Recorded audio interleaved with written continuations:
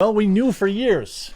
We knew for years, friends, that Rotten Tomatoes was compromised. Many of you might remember during the release of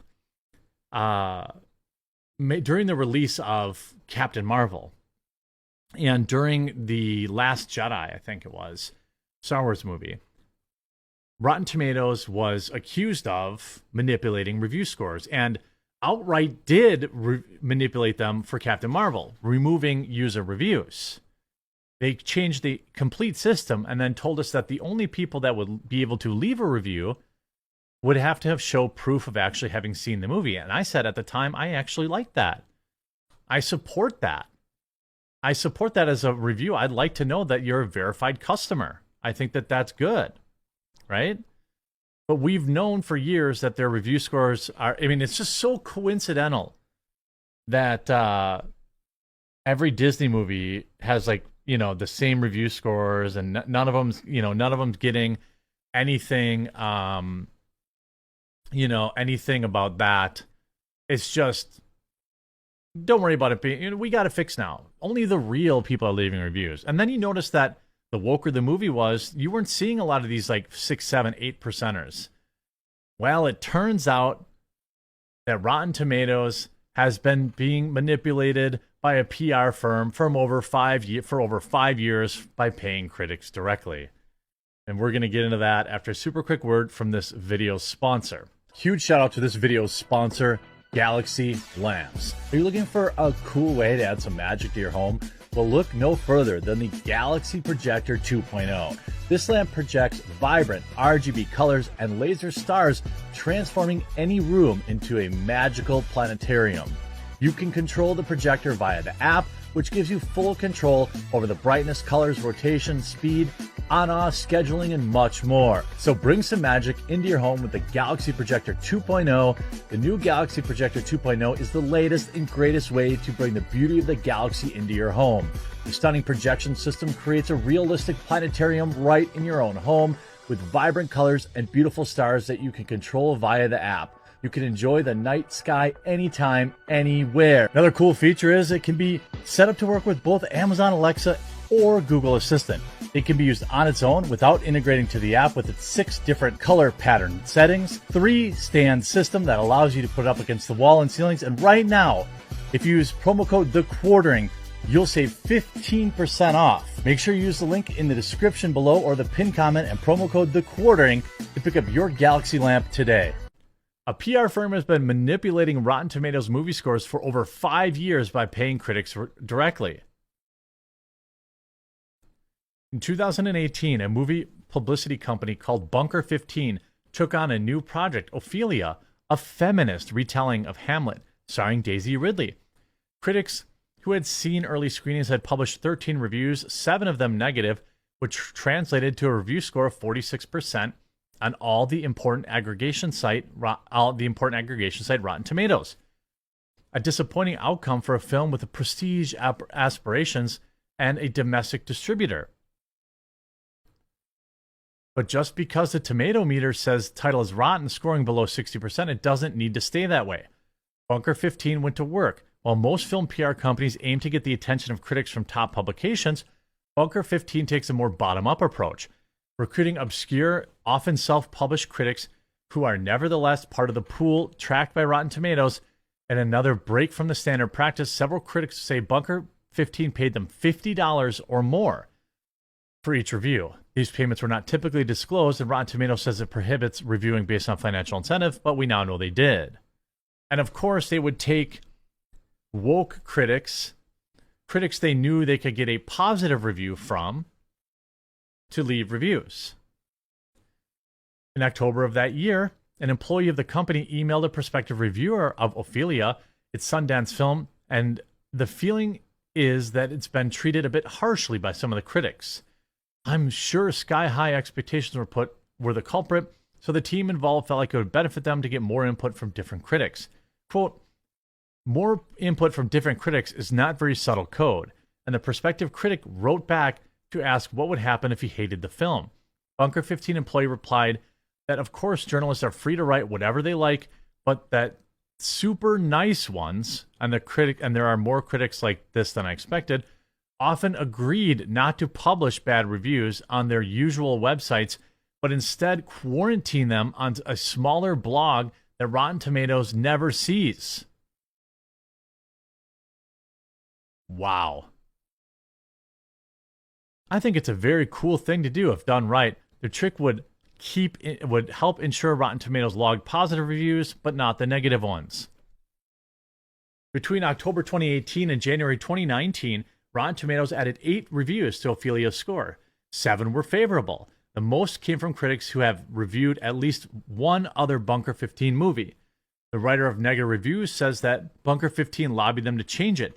If the critic wanted to give it a barely overall positive, then I know the editors at Rotten Tomatoes and I can get that switched, a Bunker 15 employee wrote.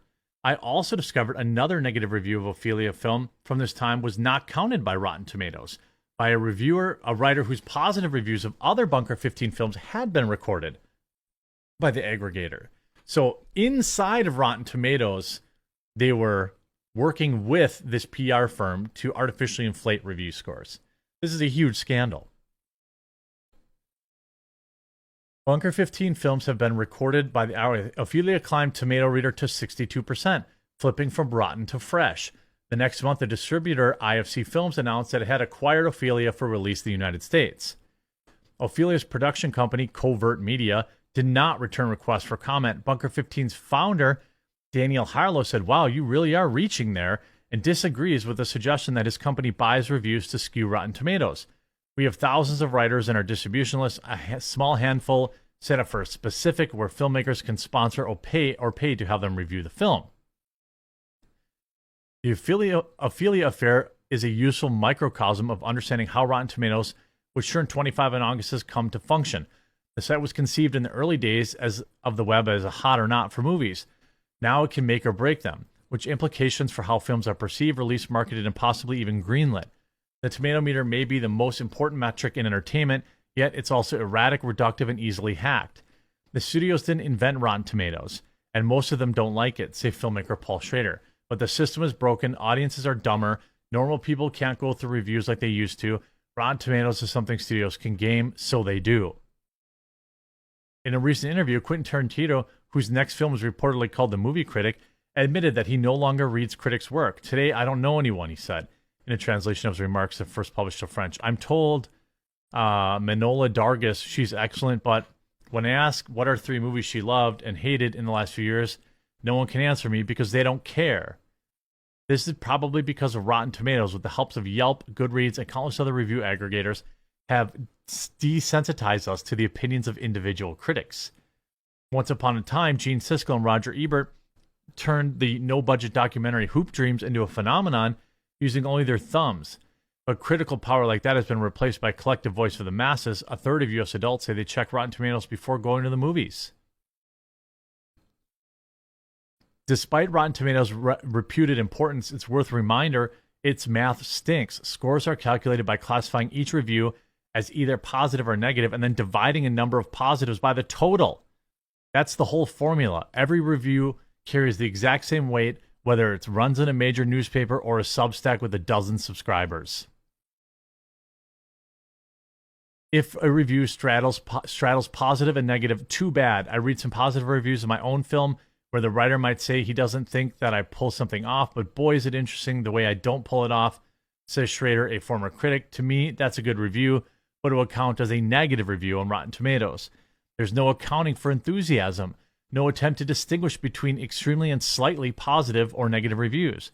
That means a film can score a perfect 100 with just passing grades. In the old days, if an independent film got 3 stars, it was like the kiss of death, says publicist number 2. But Rotten Tomatoes, if you get all 3-star reviews, it's fantastic. Another problem, that's where the trickery often begins. It's that Rotten Tomatoes scores are often posted after movie reviews only a handful of reviews, sometimes as few as 5. Even if those reviews may be an unrepresentative sample, this is sort of cable news network declaring on election night winning after a single county reports its results. But studios see that as a feature, since it's with a little elbow grease, they can sometimes fool people into believing a movie is better than it was. Here's how. When a studio is prepping for the release of a new title, it will screen the film for critics in advance. It's a film publicist's job to organize those screenings and invite writers they think will respond most positively. Then that publicist will set the movie's review embargo, in part so that the initial tomato score is as high as possible when the moment it can have maximal benefits for word of mouth and early ticket sales. All of this would be one thing if Rotten Tomatoes were merely as an innocent relic from Web 1.0 being preyed upon by Hollywood sharks. The site's come a long way from its founding in 1998 by Berkeley grads, one of whom wanted to place a catalog reviews of Jackie Chan movies. You know, this is a huge website now with Fandango and, you know, all this, a huge media machine. We know, you know, after I asked Rotten Tomatoes about Bunker 15, it delisted a number of the company's movies from its website and sent a warning to writers who reviewed them. In a statement, Rotten Tomatoes wrote, "We take the integrity of our scores seriously and will not tolerate any attempts to manipulate them. We have a dedicated team who monitors our platforms regularly and thoroughly investigates and resolves suspicious activity, and yet manipulation still happens." The question might be, is if it's making a difference where it counts. Well, of course it does. You know, it's wild to me that, you know, finally mainstream media is reporting on how Rotten Tomatoes is complete trash. It's just an advertising tool for movies. And there are very few places to actually get a good solid movie review these days. But I'm happy to see them get revealed and exposed. And hopefully they lose some of their credibility over this because it's an absolute joke.